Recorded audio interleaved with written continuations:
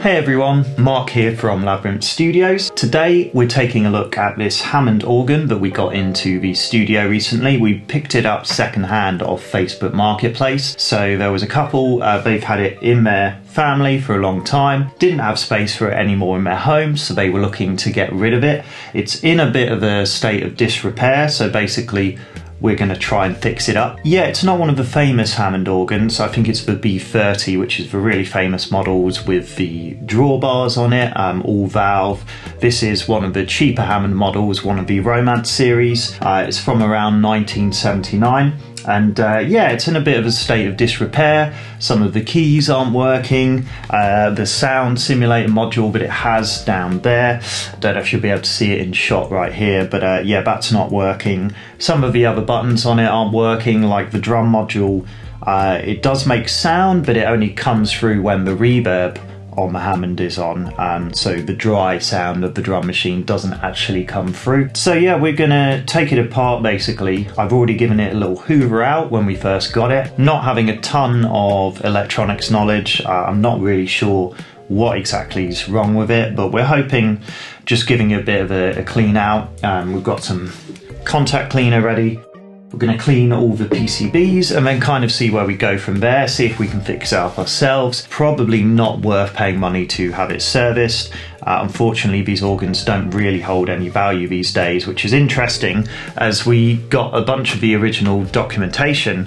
The couple that owned it, they gave us all the original documentation that came with it, a bunch of songbooks as well, which is pretty cool. This organ, I think it was around £1,800 when it was first on the market, which obviously in today's money would be a lot more, maybe 5-6 grand, but it doesn't actually have that value because nobody really wants these particular models of old Hammond organs. It's only really the famous drawbar ones with that all valve sound that have retained any market value. This was a project that myself and Max, who runs the studio with me, we were going to be going through it together today. Unfortunately, he's a little unwell, so he's taking some time off. So yeah, get well soon, Max. Yeah, so I'm going to be doing this solo. We'll see how far I get today. We've also got an Akai digital piano. We're going to take that apart because we've had a few noise issues with it. Also, there's one key that just mechanically is making a bit of a noise. So, you know, probably just needs a bit of a clean out inside, and again we'll see where we go from there. I guess we'll start opening this organ up and see how we get on.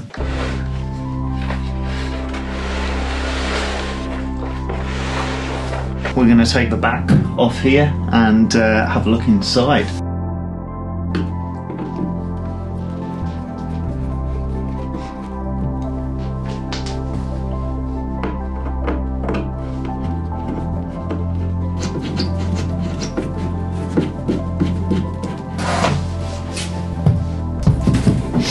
And we've got the original price sheet from the shop I assume it was bought from, Miller's Music Centre Limited. So yeah, you can see the prices of all the organs that they sold, including this particular model.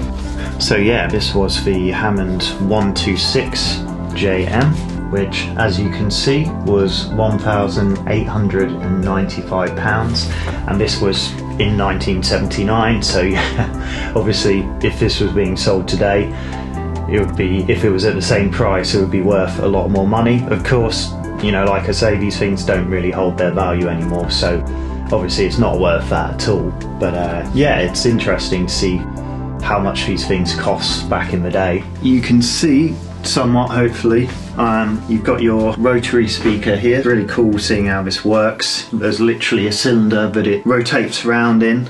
You've got your other speaker here. I think these are both Leslie speakers, I'm not really sure. Spring reverb unit here. Yeah, then various circuit boards. I'm not quite sure how we're going to get in here. I think we're going to have to take the top off. I think that comes off. We don't have any schematics to go off here, and to be honest, not really being much of an electrics expert anyway, schematics don't really mean a whole lot to me, so okay, not quite sure what that's holding in. Let's see.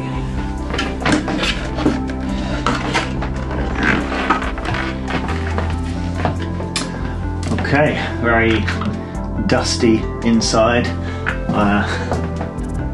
Lots of spiders.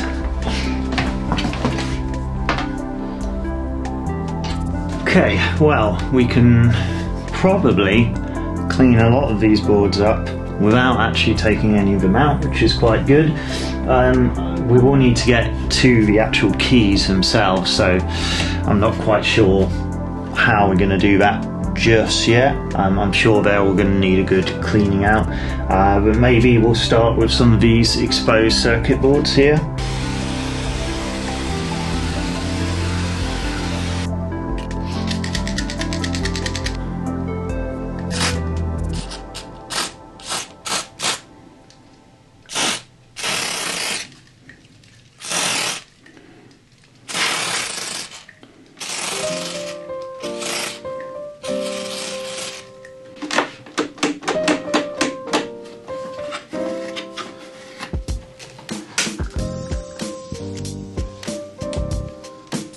Interestingly, there's a connector that nothing is connected to right here. I'm going to assume this is because there were several models of this particular organ where they were using the same boards, but obviously not all of the circuitry, the connections were applicable for every model. This guy goes here, I've just unplugged that, but the connector above it, there's nothing plugged into there.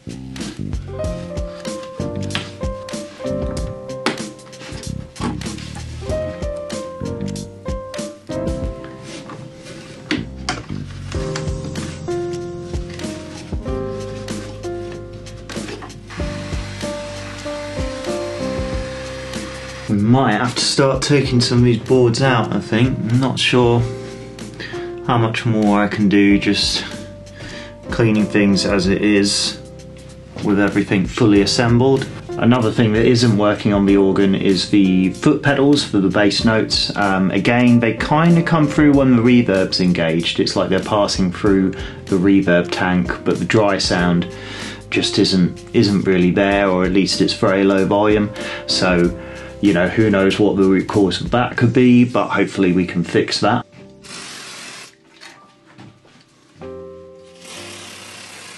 That filth, we can kind of get to the key beds under here.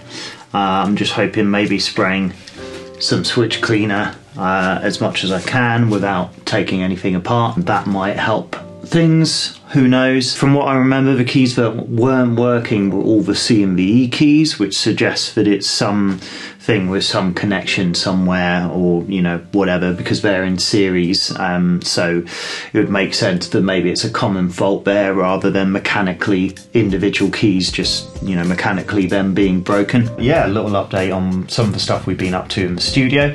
We had a band in for a live stream last night called Primal. They're a local band, 3-piece rock band, kind of Royal Blood-esque sort of sound. That was a really fun live stream. You can check out the stream on our channel.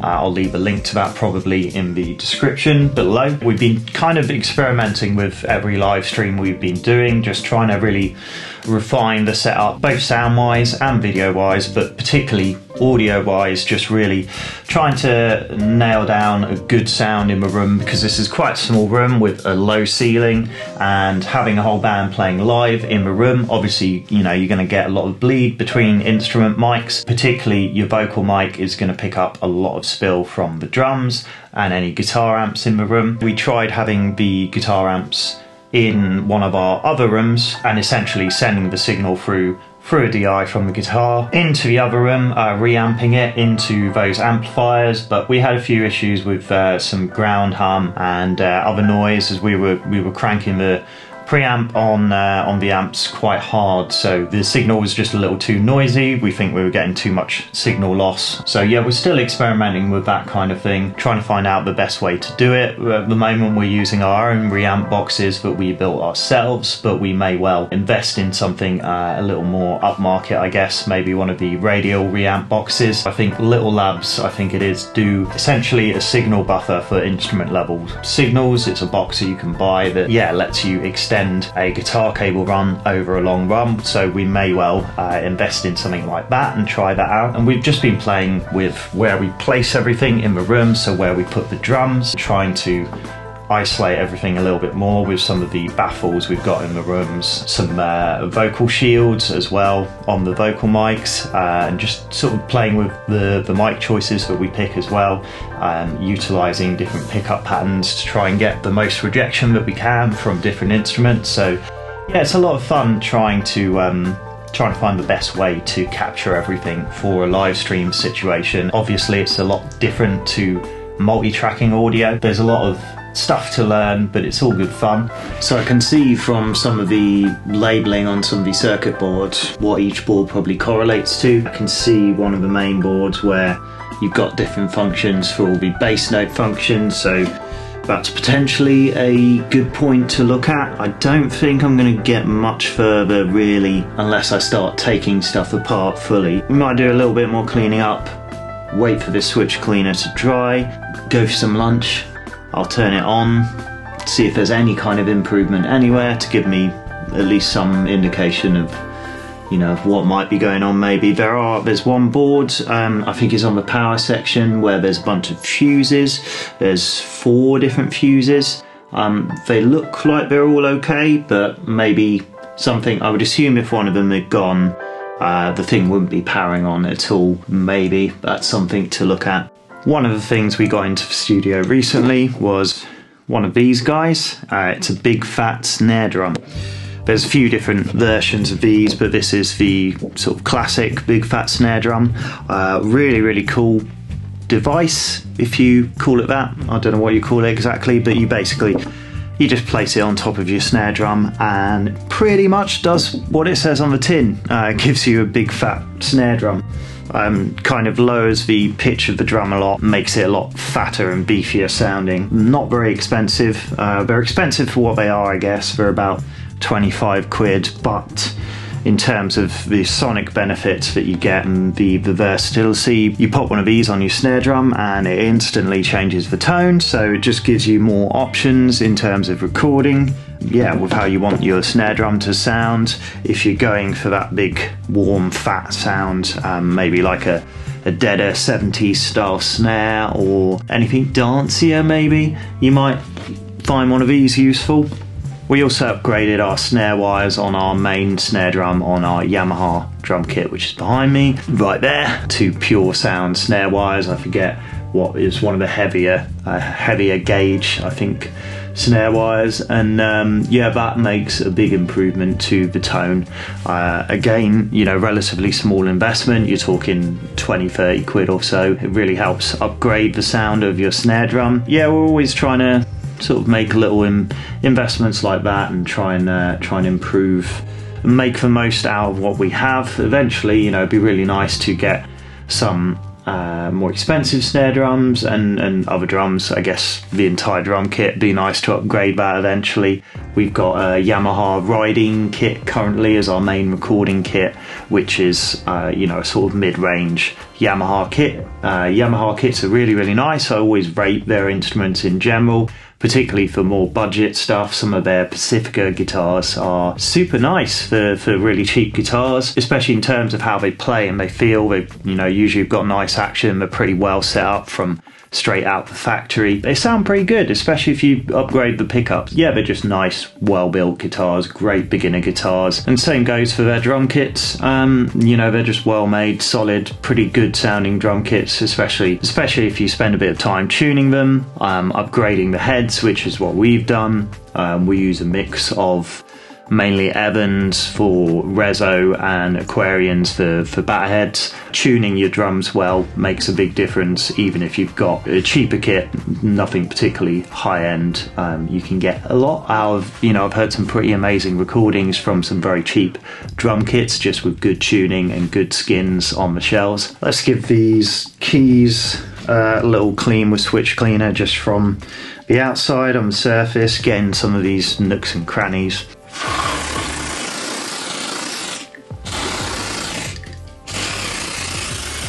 I'll take a little look down the bottom here as well. I think maybe give that a bit more of a clean before I take a break for lunch.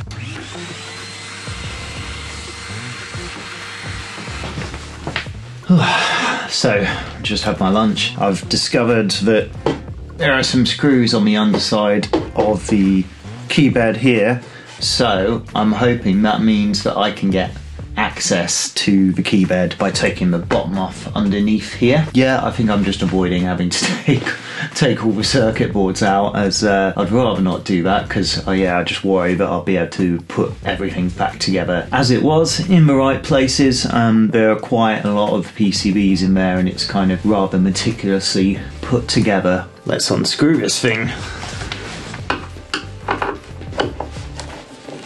This is the face of a man who has no idea what he's doing.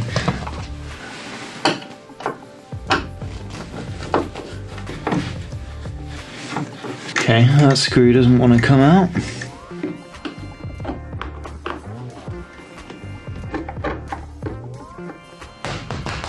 Whoops! Very rusty screw.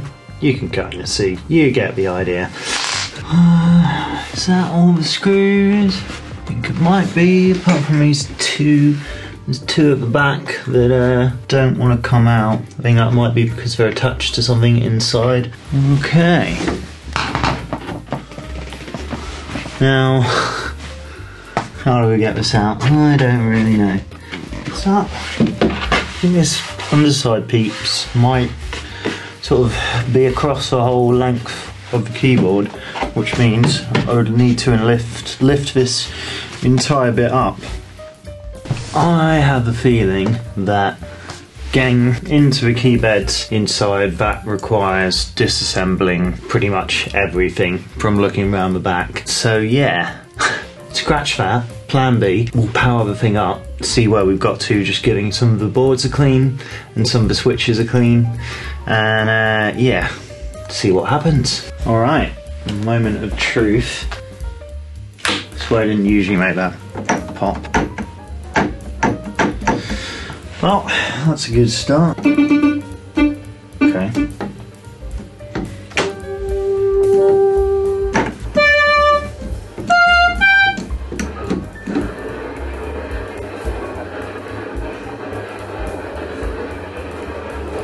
Good.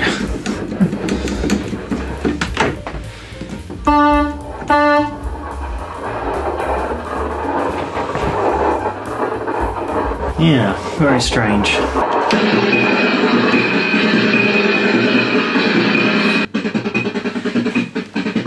Okay, that sounds better than it did with the drum machine. It was really, really quiet before. Still doesn't quite sounds like it should be louder. I'm sure this switch here should be turning off the Leslie speaker. It doesn't seem to be doing anything. Well, that's not right. So the reverb on off switch does work. And the volume for the reverb works. This sound simulator still isn't working.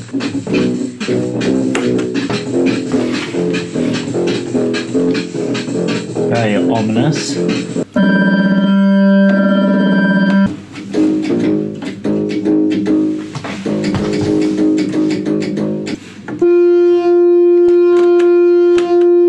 Okay, so yeah, we're not any further along than we were before, really. Seems about the same in terms of how things were working. Probably kind of wishful thinking that just spraying a bit of switch cleaner on some components would fix things. I'm not really sure what to do next. I think it probably is taking things apart entirely, trying to figure out if there are any components on the boards that are not working, basically. I've just unplugged the Hammond. I'm going to leave that to sit a little bit because I know there's a lot of high voltage in these things, so I'm going to leave it to sit a little bit, maybe start work on the Akai piano. So now we've got to figure out how to open this up. It looks like it's pretty straightforward, just some screws on the back and the side, so we'll start there, I guess.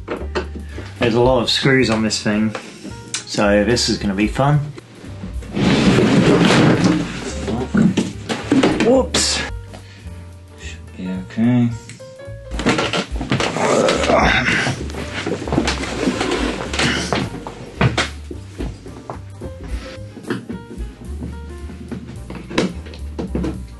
Got some gunk stuck in a screw here, so yeah.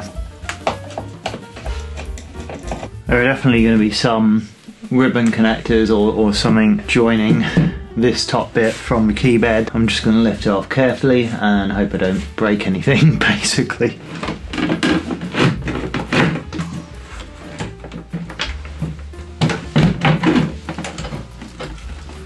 Okay. It's not as bad looking as I thought it would look in here.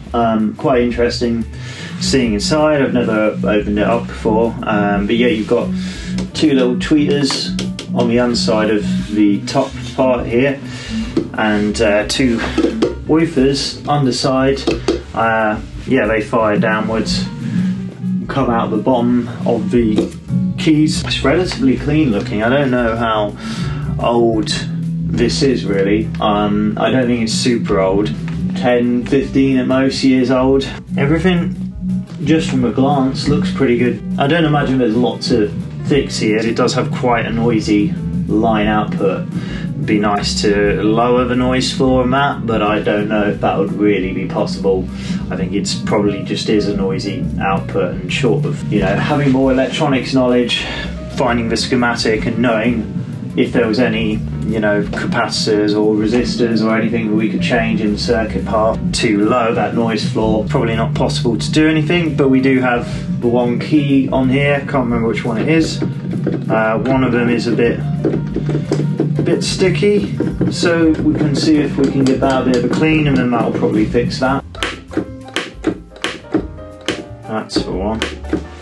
Okay, well, I figured out what's going wrong with the key that's a bit noisy. It was making that noise, if you can hear that. It's just because the back of the key, the almost like sort of hammer, if you like, there's a felt bed on the back, and I think that's sort of compressed enough where this key is right next to a screw, and so unless it comes down completely straight, there's a little bit of wiggle sort of to the left and right of it. If it comes down in the wrong way, if it's pushed a bit to the right, it hits that screw. So we can probably really easily fix that. Just put a bit of foam tape or something over that screw, and that'll stop that. So that's a very easy fix. I'll give this a little hoover out.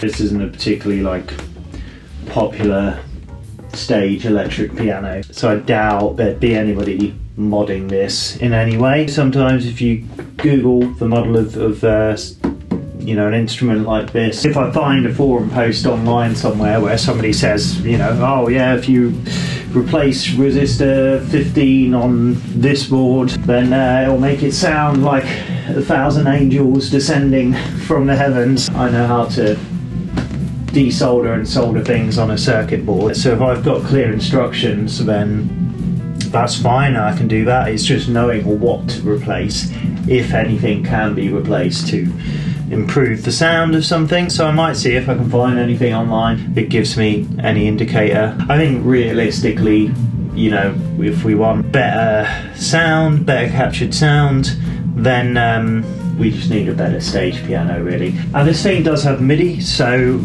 you know what we can do if we were recording this in some way. Eventually, the acoustic piano we've got, we're going to get that fixed up, and so we'll be able to record a nice acoustic piano, which in most cases, when we want to record some piano, we're going to record our actual upright piano. But in other cases, this thing has MIDI, so rather than capture the sounds that this thing has and record off the line outputs of this, instead we can just take its MIDI signal and run that through some of the VST instruments we've got. The one thing you'll always find is that it's usually much easier to take things apart than it is to put them back together. God, this thing is so heavy.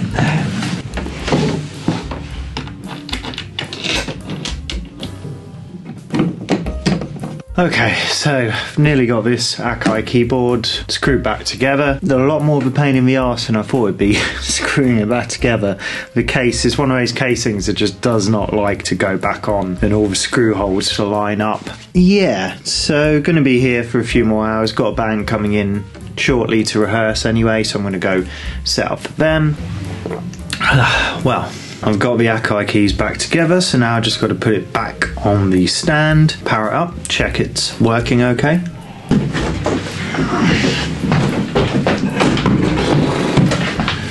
Oh boy. Alrighty. Okay, let's power this up.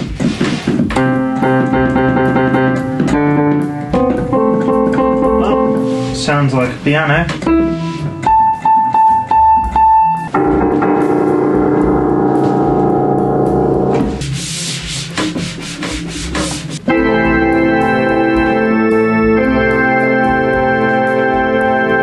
Don't really need a Hammond organ. Got an organ sound right there. So yeah, I think on the Hammond I'm going to check out these fuses, because there's 4 of them I can see on one particular PCB. It's near the power section, but I don't think it's the actual power section PCB. It's like one next to it. Yeah. Where are those fuses? What board are you on? Ah, there we go. There are the buggers. This is not going to be very easy to pop these out. This guy is good. This guy is also good. I mean, I would have thought if, yeah, there are only bad fuses, it just wouldn't be getting any sounds at all. But I could be wrong there. Oh, okay. Well. Yeah, well, but either was fine and I just broke it, or that was broken.